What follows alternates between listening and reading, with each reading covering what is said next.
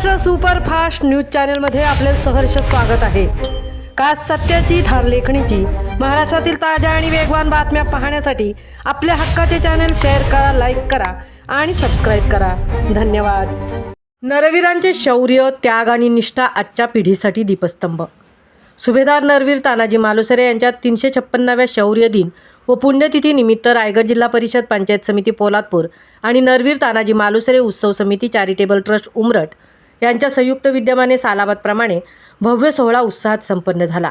यावेळी बोलताना नामदार भरतशेठ गोगावले म्हणाले की हिंदवी स्वराज्य स्थापनेसाठी नरवीर तानाजी मालुसरेंसारखे हे योद्धे शिवरायांसोबत होते।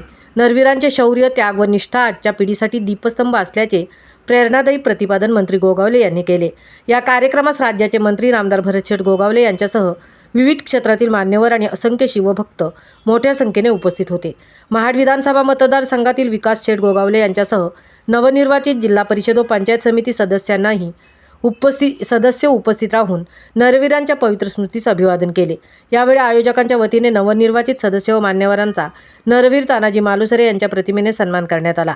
या प्रसंगी बोलताना मंत्री गोगावले म्हणाले की नरवीर तानाजी मालुसरेंसारखे जीवाची पर्वा न करणारे शूर मावळे छत्रपती शिवरायांसोबत होते, म्हणूनच राजे छत्रपती झाले आणि हिंदवी स्वराज्याची भक्कम स्थापना घडून आली।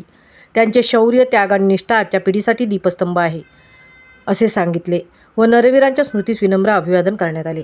महाराष्ट्र सुपरफास्टसाठी धनराज गोपाळ, प्रकाश कदम, सहतृप्ती भोईर, पोलादपूर।